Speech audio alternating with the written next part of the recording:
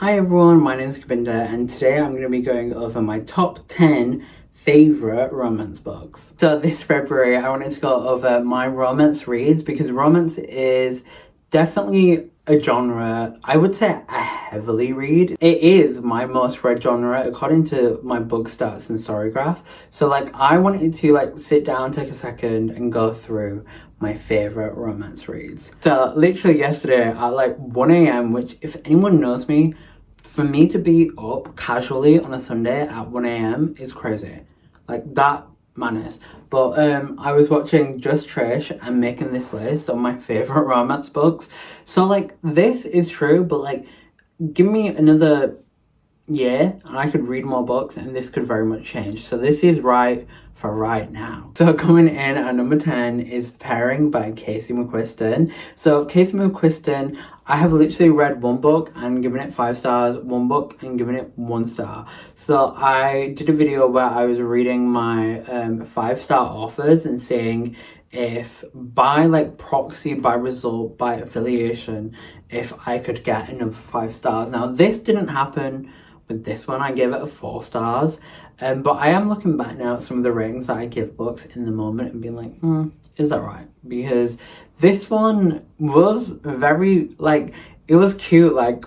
What you on about? You have the 2 main characters who used to be in a romance. And when they were in the romance or the relationship, they had bought this excursion, this holiday, where they went around Europe with this whole coach trip vibe, and after their relationship they could give it 4 years after. So they break up and every summer they have the opportunity to go on this holiday for 4 years, and then they both decide they come to a point in their lives where they're like, let me use this pass, let me see. And it's the year that they're both on the holiday, which is kind of obvious. It's the whole point of the book actually, so it's really obvious. But this one's really cute because no one understands them like each other. Nobody gets me like you do. It's literally that scissor song. And yeah, no, it's really cute actually because yeah, no, I kind of fucked up giving it a 4 stars. I actually want to change my rating a little bit. This one's really cute. And I remember at the time, the only reason why I think I gave it a 4 stars is because I found it annoying. But the reason why I found it annoying because it was actually really cute. I was just being bitter. Looking back, it's called The Pairing because everything's got to do with a wine pairing for this situation in the moment. And because one of them wants to be a mixologist wine person, and they're really ride or die. There's one person in the romance, the narrative shifts from perspective to perspective, and one person in that relationship is real down for the other one. So yeah, I would definitely read that one. I love that. And then the next one isn't on paper a romance book, but hear me out. So I'm gonna butcher the name of this book, which I always do when I talk about this book, so it's fine. But Eleanor Oliphant is completely fine by Gail Honeyman. Was not expecting what it was. I had got this book recommended to me, and I remember I was at university and I got it recommended to me by the most flower crown peace and love person that I could know. And then I got into this book and I was scared. I was what is going on? And then when I read this book, it's a romance book because again, this is my Capricorn Venus talking. The romance in this is wild, but the one person in the relationship is really ride or die, and the person is learning so much about themselves and the other person is fine with whatever they're learning. What? And yeah, no, read that. Read that as well because that book is wild. But it's when I say wild in the best possible way. This book is great. So yeah, get into that one. So at number 8 we've got Red, White and Royal Blue, which I can never say the title properly, by Casey McQuiston. And this one is, sometimes you want your romances to be in theory really romance, right? And this is that. And this is funny because when you think about Casey McQuiston, she's really making her second rank on this list. But when you think about it, this displays how, in theory, how like outrageous you can be with a plotline idea. Like, the Prince of England is in a romantic situation with the first son of America. Like, what? But it works because this one really goes on a journey. And I remember watching the movie alone when it came out, and then going to my friends. And I was living in central London at the time. I went to South London, which was like it was a tube and 2 buses to get there. And I did that specifically so I could watch the movie with my friend. Like, it's so cute. And it's like so like hee ha, but I don't. When I say hee ha ha, I don't know what I'm trying to say, but I'm saying that. But it's cute. I would recommend it. First book I cried to. We'll die on that hill of saying that, because this one, cute. Yeah. So this one it takes you on a journey. You've got like loads of tropes in this. You've got enemies to lovers. You've got workplace romance. You've got like forced proximity. You've got a lot of stuff in here. So it's worth the read. Okay, so the next book is, like I was saying about I can't say it. Eleanor Oliphant is completely fine. That isn't like a romance book in the way that you traditionally think about romance. And Forever Interrupted is not either. Spoiler alert. You deal with a romance where the guy just dies. And it is what it is. The bomb went off in the background. I don't know what that loud noise was, but you are dealing with a romance where this woman has the perfect partner and he just dies. And then she's dealing with the aftermath in this book. And normally I don't like books that deal with the aftermath too much. But I have to say, this one really takes you on a journey, because she realizes a lot about herself, her romance. And then she realizes a lot about grief in this book and how deep grief can be. And yeah, no, it's wild. This book, because it really takes you on a journey, and it's really like I said, it's not inherently a romance, but like it is, because you have scenes of like her dealing with this aftermath and then her reflecting on the past, and like you get that bubbly romance in there. And it's like, it makes you think like all these books in like theory are dealing with romance, but it just makes you look on that prospect of a romance and like of a relationship and being like, what does it actually mean when it's not there or when it's gone? So I think this book does a really good job at that. Okay, so another Taylor Jenkins Reid book, and I literally mean she's one of my favorite authors, is Carrie Soto is Back. And I love that book because Carrie Soto is like the typical like overachiever. Like, she is very similar to Zendaya's character in The Challengers, because like she's just killing the game, you know, she's getting trophy after trophy, she's taking names. Like, she don't give a shit. Like, she is just bish bash bosh. And then she has an injury. And then she can't be bish bash bosh. She can't be taking names. But when she tries to get into the game again, she kind of is forced by that golden retriever and black cat romance that I've spoke about in other videos. Like, she's forced to kind of like let someone in. Chef's kiss, because the romance in this, it's just like, girl, like, I get it, but give it a chance, do you know what I mean? Like, people want what's best for you, so you've got to accept it. So yeah, I really love that. Definitely read that one as well. You've got to read all of these apparently, but that one really did it for me. Okay, this next book I spoke about, inherently not a romance, but very much a bit of me, is Americana by Chimamanda Ngozi Adichie.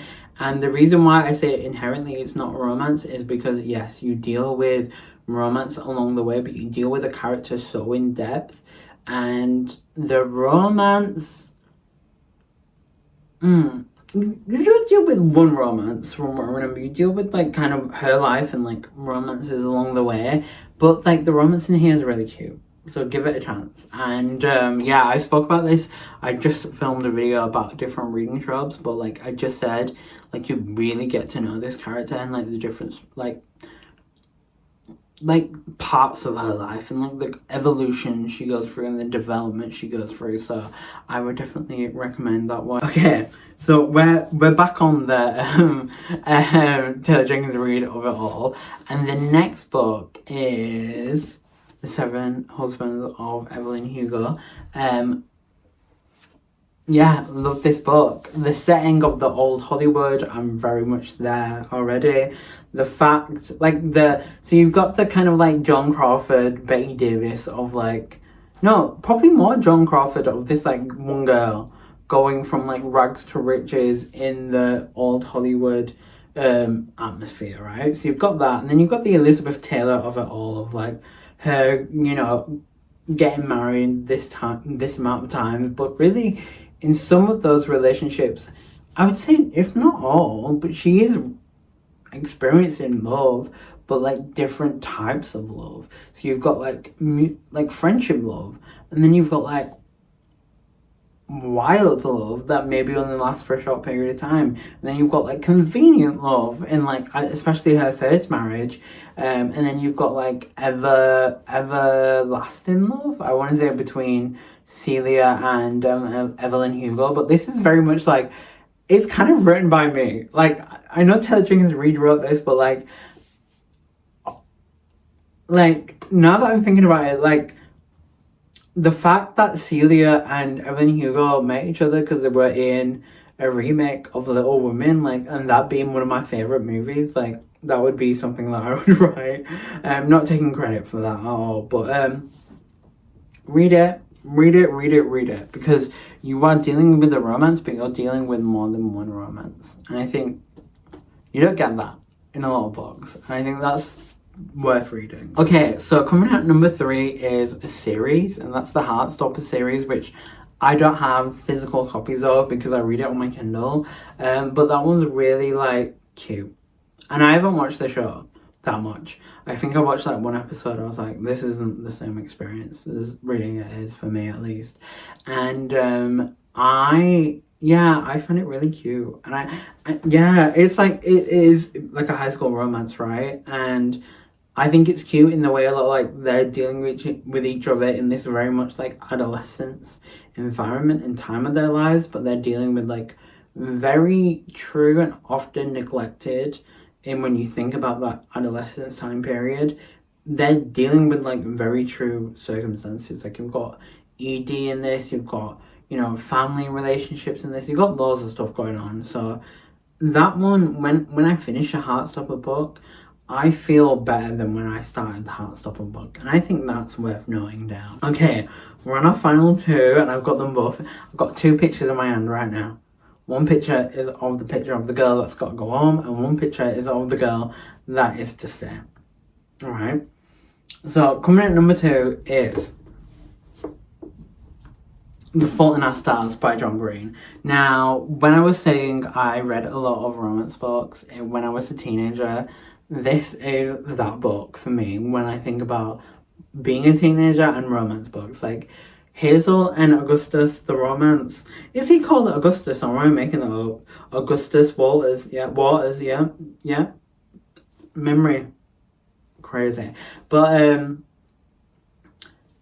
the reason why it's got stickers saying multi-million worldwide seller, and then another one saying buy one get one half price, is this book just meant so much to me as a teenager reading it. It's very much like, it introduced me to a lot of tropes, a lot of like the things that go on in this hold a lot of significance. Like the fact that the book she reads in this book ends up being part of the plot, but then also teaching her a lot about herself. Mad. So yeah, when I really like a book, I can't talk about it too much. I let go speechless. And nice segue, this really gives a voice to our number one place, which is Daisy Jones and the Six, because when I finished reading this in lockdown, I remember April 2020, I was like just gardening. I don't know why I tried to pick up gardening, it didn't work. They all died. But I remember listening to this audiobook and it says on here, prepare to be obsessed. I was obsessed. This one, such a good book. The TV show is also really good as well. The real life like story of it being based on Fleetwood Mac is like so good. So yeah, no, this one I love because again, you're not dealing with one romance, you're dealing with multiple because it's like a band, so you're like seeing the lens through them. But I really like, one thing I'm noticing is I love reflection in a book, and these are people talking about the story of their past. So you're dealing with them like giving interviews in real time, but then also like scenes from their past, right? Through their lens. So like the reflection of it, the look backs, the romance, I love a messy romance. I love a what could have been romance. And you get that because none of these romances like are set in stone. Like when you read a romance, you kind of know what's going to happen. You know, like, person A and person B are going to end up together. With this one, you genuinely don't know that. And that unpredictability, not only in the plot, the characters of the book, is chef's kiss. Like, I want to reread this now. Because the place, the pictures, and the setting that it draws for you is so important. I might watch the TV show, actually. Because, yeah, no, the character of Daisy Jones, obsessed, but yeah, just like, no, actually Daisy Jones really is that for me because like so in depth. I think it deals with like a prospect that I've like had to in my real life like kind of understand a lot recently, is like everyone sees other people as like one-dimensional beings, so you only see a person through the lens of your life and your experience with that person, but then also kind of what you want that person to be. So like if you want them to be good, or if you want them to be a bad person, if you only see, you know, Daisy when she's like performing on stage or like going to these parties, instead of seeing like the Daisy that is by themselves and like is a child. And this book is great because it talks about a forbidden love where it is kind of forbidden because the two see each other as complete entities, which then exposes such rawness out of them that they don't want to see themselves as that person. Like Daisy sees, I forget his name now, but sees the guy as his complete self, like cuts and all, and vice versa. And then that exposes them to put not only their back up and go in defense, but then that exposes them to like look at themselves the same way. And sometimes it's that romance, which is so 360 Charlie XCX, isn't actually the romance that is the most convenient.